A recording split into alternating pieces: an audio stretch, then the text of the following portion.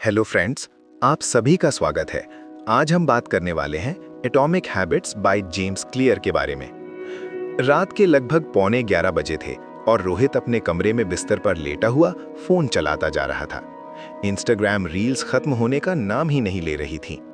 दिमाग में वही रोज का ख्याल चल रहा था, कल से सब ठीक कर लूंगा, एक्सरसाइज शुरू करूंगा, बाहर का खाना बंद करूंगा और अपने फ्यूचर प्लान पर सीरियसली काम करूंगा।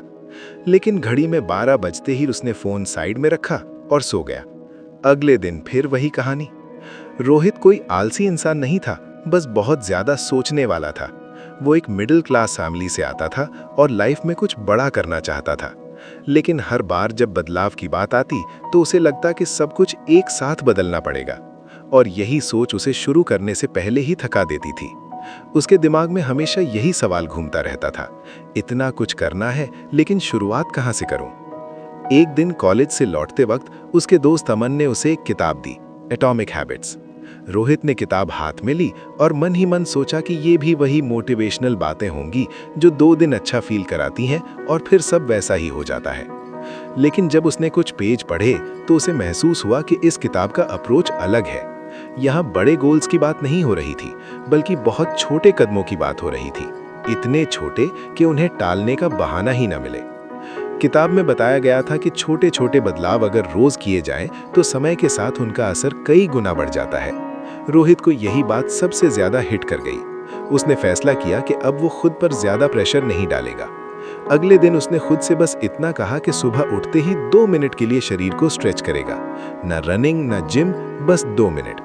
उसे ये इतना आसान लगा कि टालने का कोई रीजन ही नहीं बचा।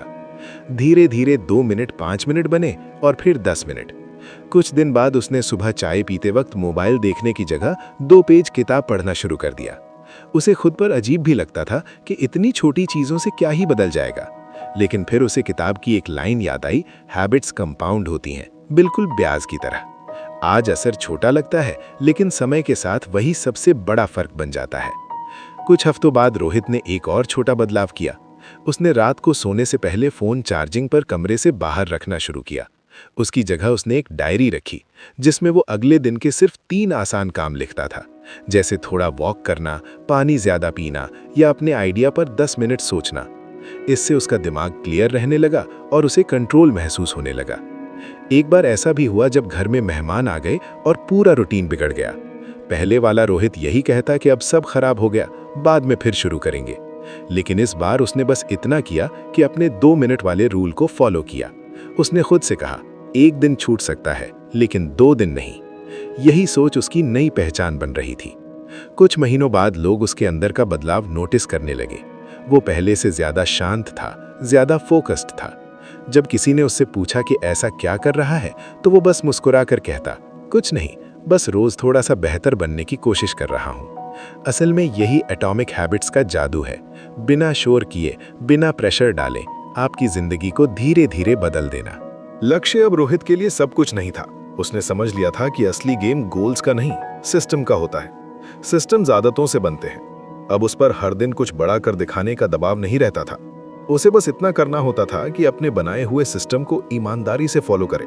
उसे भरोसा था कि अगर सिस्टम सही है तो वो उसे धीरे धीरे उसी जगह ले जाएगा जहां वो पहुंचना चाहता है। इस पूरे सफर में रोहित ने एक बात बहुत गहराई से सीखी। बदलाव के लिए मोटिवेशन जरूरी नहीं होता, जरूरी होती है क्लैरिटी और कंसिस्टेंसी।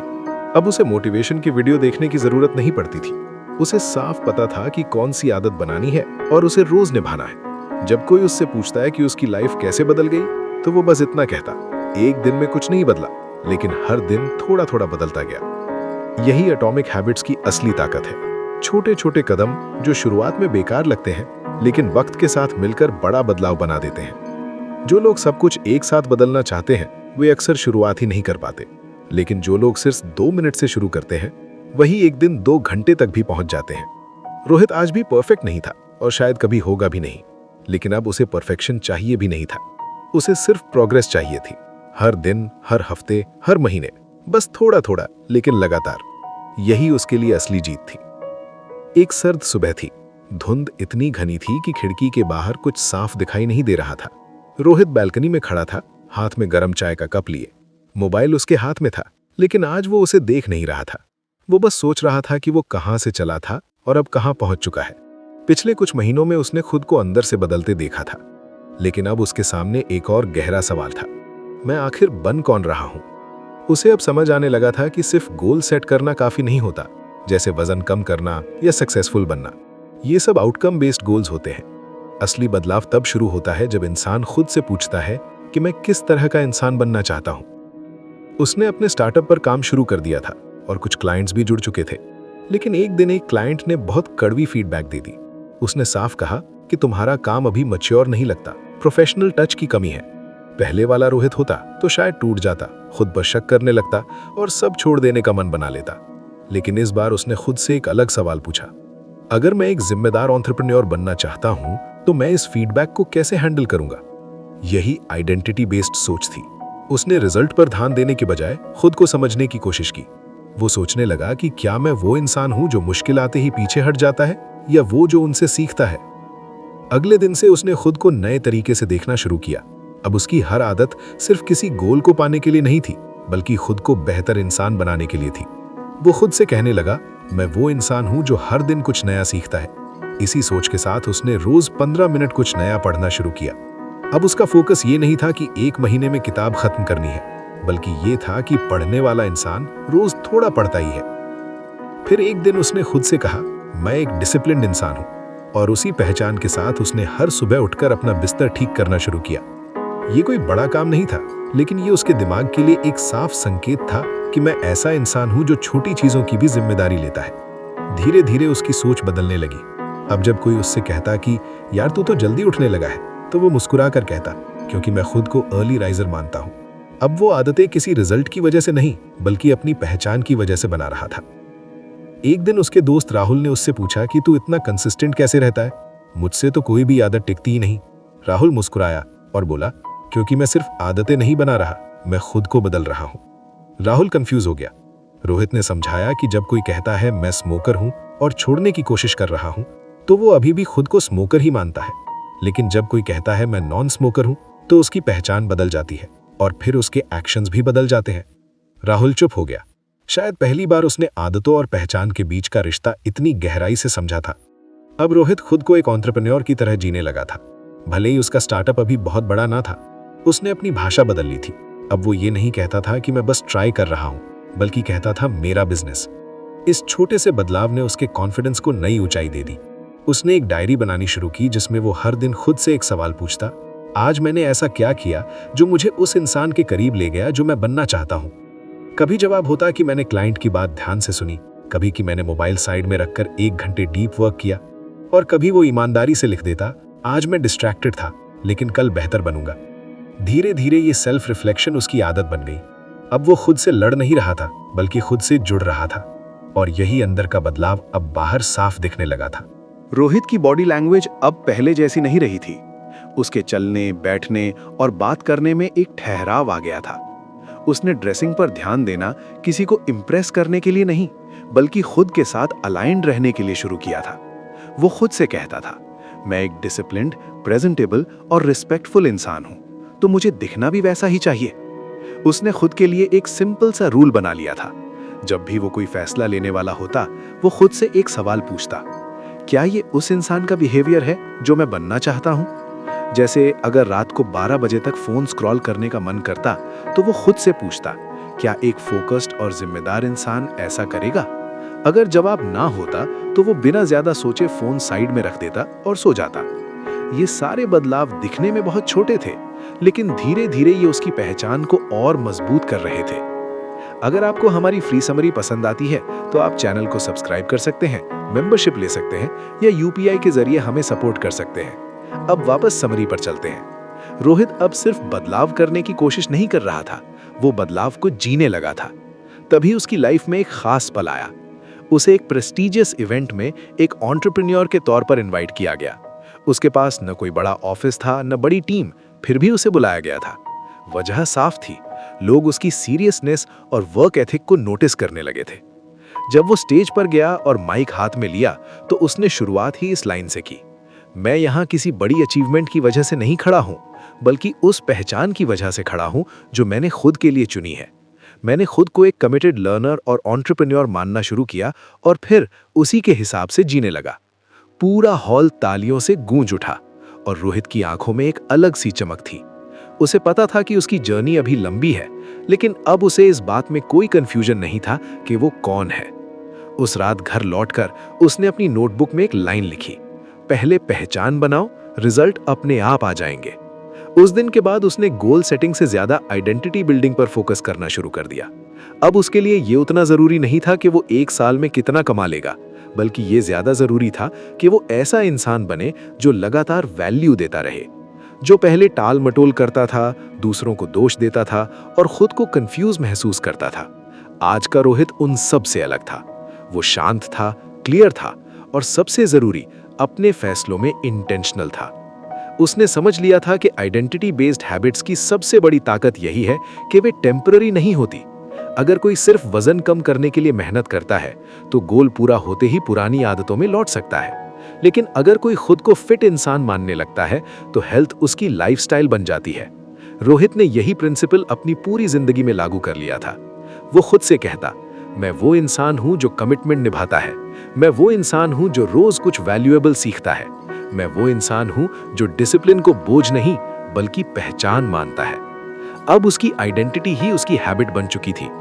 इस पूरे सफर ने उसे एक बात साफ सिखा दी थी कि अगर हम सिर्फ रिजल्ट्स पर फोकस करते हैं तो हमें बस शॉर्ट टर्म खुशी मिलती है, लेकिन जब हम अपनी पहचान को अपग्रेड करते हैं तो सही आदतें अपने आप हमारी जिंदगी का हिस्सा बन जाती हैं। आज भी जब रोहित दिन की शुरुआत करता है तो किसी चेकलिस्ट से नहीं, बल्कि इस सोच से करता है कि आज मैं उस इंसान की तरह जीऊंगा जो मैं बनना चाहता हूं। यही माइंडसेट उसकी सबसे बड़ी ताकत बन चुका था, क्योंकि जब आइडेंटिटी आपकी हैबिट्स को ड्राइव करती है तब मोटिवेशन की जरूरत नहीं पड़ती, बस जीना होता है जैसे आप पहले से ही वही इंसान हो।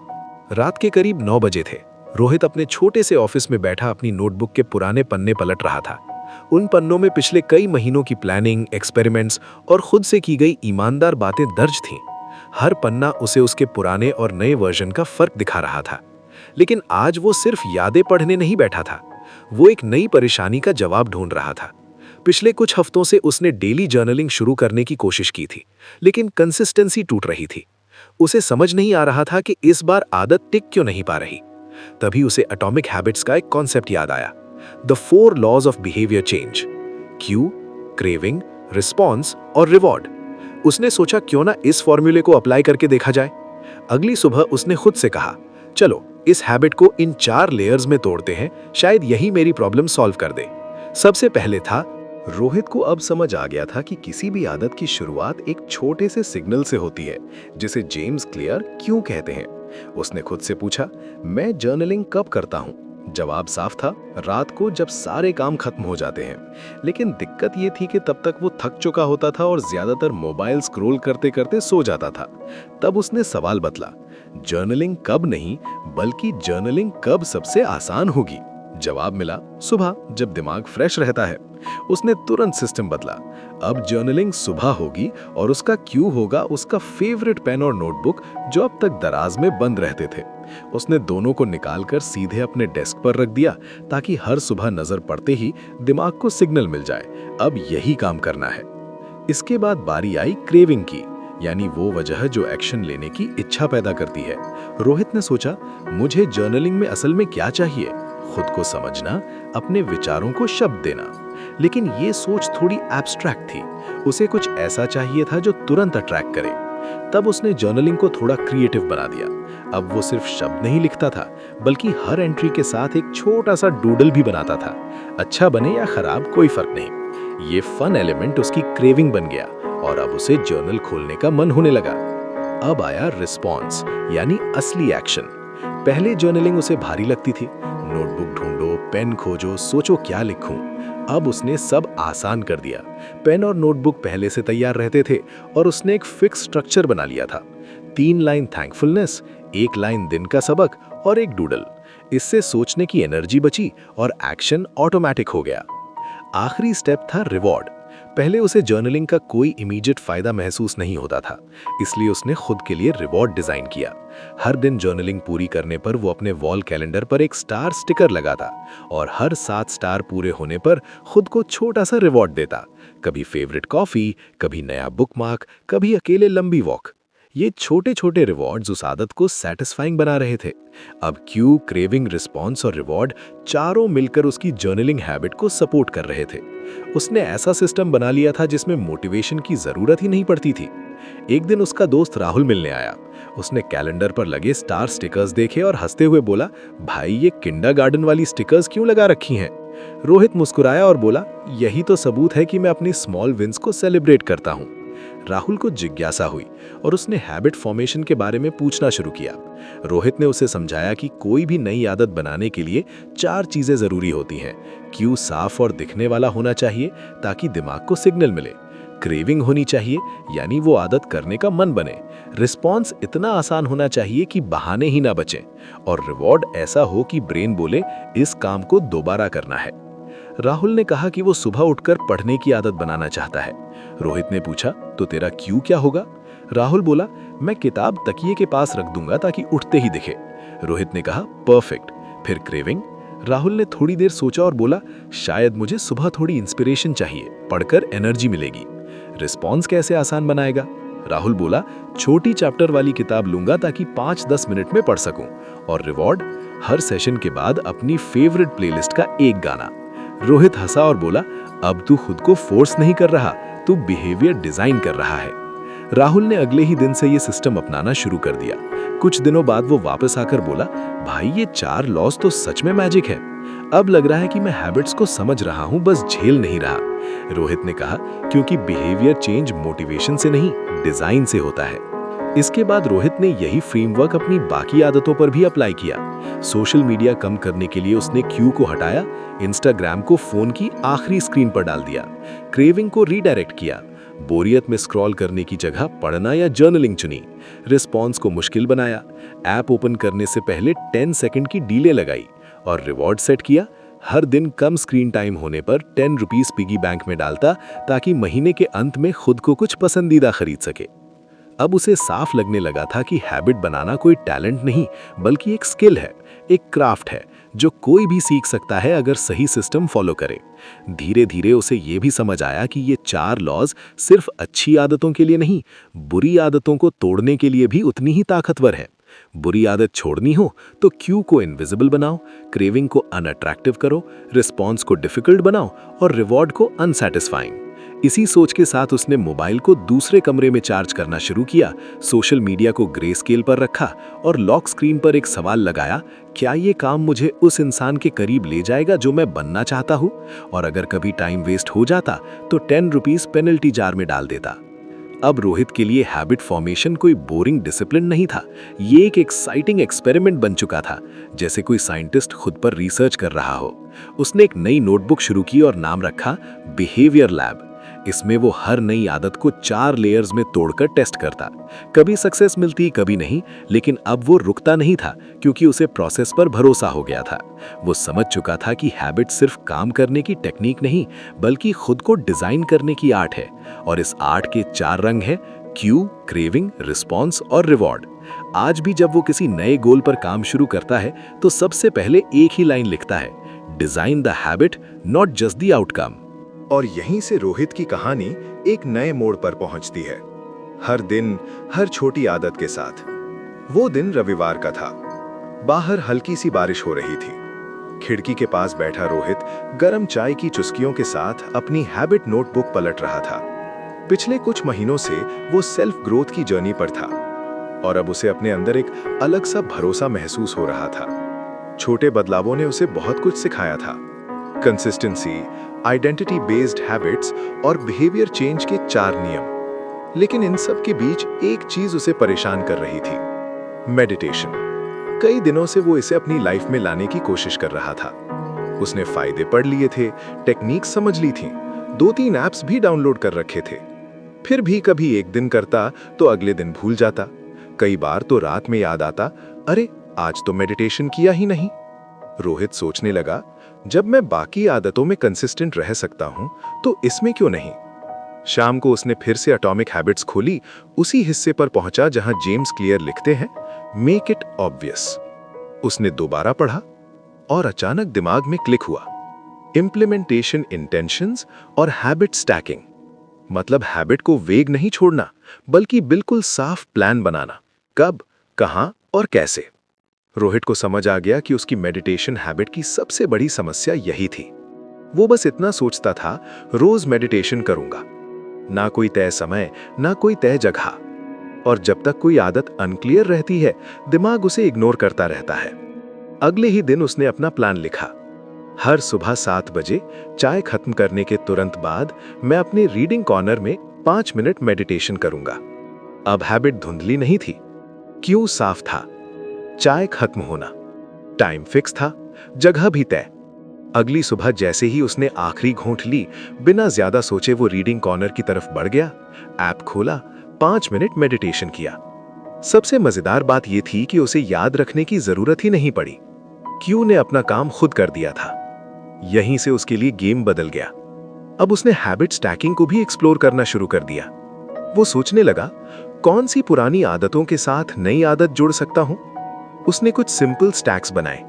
रात को टूथब्रश रखने के बाद 1 लाइन ग्रैटिट्यूड लिखना, शाम को लैपटॉप बंद करते ही 10 मिनट की वॉक, बाहर से घर आकर जूते उतारते ही 1 ग्लास पानी।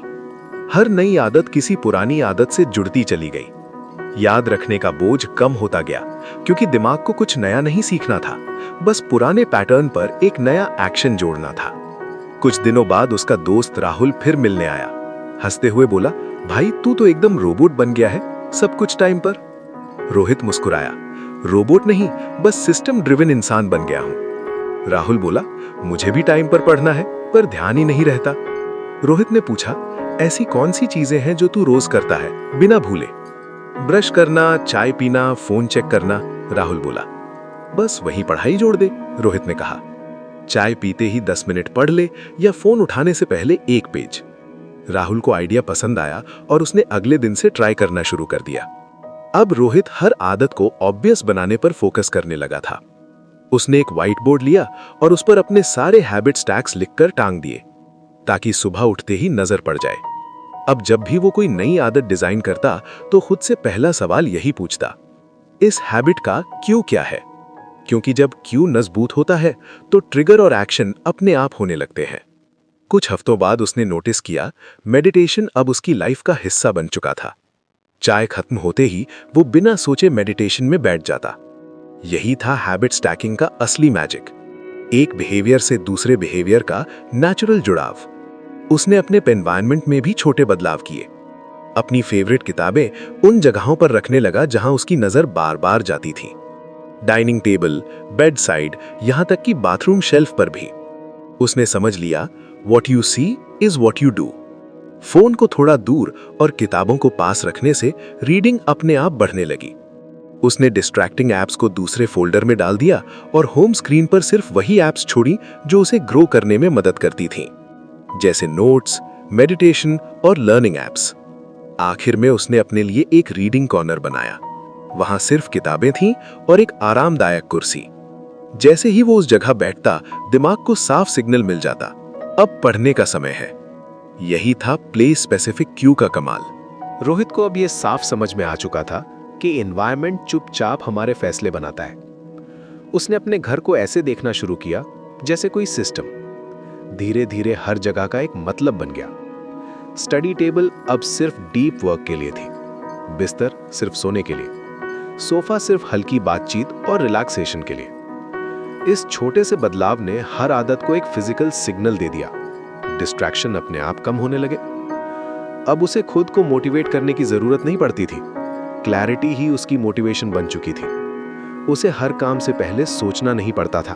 उसके क्यूज खुद ही उसे सही दिशा में धकेल देते थे। एक दिन उसने खुद को आईने में देखा और हल्की सी मुस्कान आ गई। वो अब ऐसा इंसान बन चुका था जो अपनी लाइफ के हिसाब से एनवायरनमेंट डिजाइन करता है, ताकि आदतें नेचुरली फॉलो हों। वो जान चुका था, क्लैरिटी एक्शन को ट्रिगर करती है और वेगनेस सिर्फ टाल मटोल। आज भी जब कोई उससे पूछता, इतनी सारी आदतें कैसे मैनेज कर लेता है, तो रोहित सिंपल सा जवाब देता, मैं हैबिट्स नहीं बनाता, मैं क्यूज बनाता हूं। क्यू क्रेविंग पैदा करता है, क्रेविंग रिस्पॉन्स तक ले जाती है और रिवॉर्ड पूरे लूप को लॉक कर देता है। बस एक ही चीज चाहिए, कब, कहां और कैसे। उसकी जिंदगी अब क्यू बेस्ड लिविंग बन चुकी थी, इंटेंशनल, डिजाइन की हुई और डिस्ट्रैक्शन फ्री। क्योंकि जब आदतें साफ दिखती हैं तो उन्हें निभाना मुश्किल नहीं होता, वे बस फ्लो करने लगती हैं। रोहित की लाइफ अब सच में बदल चुकी थी। उसकी सुबहें शांत और फोकस्ड थी, दिन प्रोडक्टिव और रातें रिफ्लेक्टिव। जो छोटी छोटी आदतें उसने अपनाई थीं, वो अब उसकी आइडेंटिटी का हिस्सा बन चुकी थी। लेकिन एक आदत अब भी बार बार टूट जाती थी, एक्सरसाइज। उसने कई बार फिट होने का सोचा था, रनिंग शूज खरीदे, यूट्यूब वर्कआउट प्लेलिस्ट बनाई, स्मार्ट वॉच में रिमाइंडर भी सेट किए। फिर भी जब एक्सरसाइज का टाइम आता, वो खुद से कहता, कल से पक्का। एक दिन उसने खुद से ईमानदार सवाल किया, जब मैं मेडिटेशन और जर्नलिंग कर सकता हूं तो वर्कआउट क्यों नहीं? जवाब साफ था, उसे ये बोरिंग लगता था, यानी आदत अट्रैक्टिव नहीं थी। तभी उसे एटॉमिक हैबिट्स की एक लाइन याद आई, मेक इट अट्रैक्टिव। और साथ ही याद आया टेम्पटेशन बंडलिंग का कॉन्सेप्ट, मतलब जरूरी लेकिन बोरिंग आदत को किसी पसंदीदा चीज के साथ जोड़ देना। रोहित को म्यूजिक बेहद पसंद था, खास तौर पर पुराने बॉलीवुड और एनर्जेटिक ट्रैक्स। उसने सोचा, क्यों ना वर्कआउट को म्यूजिक से जोड़ दूं? अगले ही दिन उसने वर्कआउट वाइब्स नाम की एक प्लेलिस्ट बनाई जिसमें उसके फेवरेट गाने थे। लेकिन असली ट्विस्ट उसने यहां डाला, वो अपने पसंदीदा गाने सिर्फ तभी सुन सकता था जब वो एक्सरसाइज करे। वर्कआउट इक्वल्स म्यूजिक, ये एक पावरफुल रिवॉर्ड बन गया। अब जब भी गाने सुनने का मन होता, दिमाग खुद याद दिलाता, पहले पुशअप्स फिर प्लेलिस्ट। धीरे धीरे सिस्टम काम करने लगा। उसका माइंड अब ये मानने लगा था कि वर्कआउट मतलब फन, एनर्जी और म्यूजिक। उसने अपने कमरे के एक कोने को मूवमेंट जोन बना दिया, योगा मैट, स्किपिंग रोप और एक ब्लूटूथ स्पीकर। ये कोई परफेक्ट जिम नहीं था, लेकिन उसके लिए ये एक वाइब बन चुका था। फिर उसने एक और लेयर जोड़ दी। वर्कआउट के दौरान वो इंस्पायरिंग पॉडकास्ट सुनने लगा। उसे लगने लगा जैसे वो एक्सरसाइज नहीं, किसी सीक्रेट मास्टर क्लास का हिस्सा है। अब आदत बोरिंग नहीं, मोटिवेटिंग लगने लगी थी। एक दिन राहुल आया। उसने देखा कि रोहित वर्कआउट करते हुए भी मुस्कुरा रहा था। राहुल बोला, भाई बिना जिम जाए इतना कंसिस्टेंट कैसे? रोहित हंसते हुए बोला, क्योंकि अब वर्कआउट सजा नहीं है, पार्टी बन गया है। राहुल को बात अजीब लगी, लेकिन जब उसने रोहित को डांस, स्ट्रेच और पुशअप्स करते हुए गानों पर एंजॉय करते देखा तो उसे यकीन हो गया कि यह तरीका सच में काम करता है। रोहित ने अपनी हैबिट जर्नी में एक और चीज जोड़ी, पॉजिटिव इन्फ्लुएंस। उसने नोटिस किया कि उसकी कंसिस्टेंसी दूसरों को भी इंस्पायर कर रही थी। धीरे धीरे 2-3 दोस्त उससे हैबिट टिप्स लेने लगे। फिर उसने हर रविवार एक छोटा सा हैबिट सर्कल शुरू किया। 4 दोस्त वीडियो कॉल पर जुड़ते, अपनी जीत और स्ट्रगल्स शेयर करते। कोई रीडिंग की बात करता, कोई स्क्रीन टाइम कम करने की। ये सर्कल उसका सपोर्ट सिस्टम बन गया। रोहित समझ चुका था, अगर आप ऐसे लोगों के बीच रहते हो जो वही आदतें जी रहे हैं जो आप बनाना चाहते हो, तो वही बिहेवियर नॉर्मल लगने लगता है।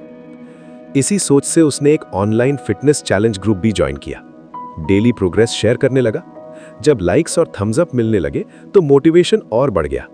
अब एक्सरसाइज सिर्फ म्यूजिक की वजह से नहीं, बल्कि कम्युनिटी की वजह से भी मजेदार लगने लगी। उसने अपने मोबाइल वॉलपेपर पर लिखा, make it easy, make it fun, make it yours. अब हर आदत इसी प्रिंसिपल पर डिजाइन होती थी।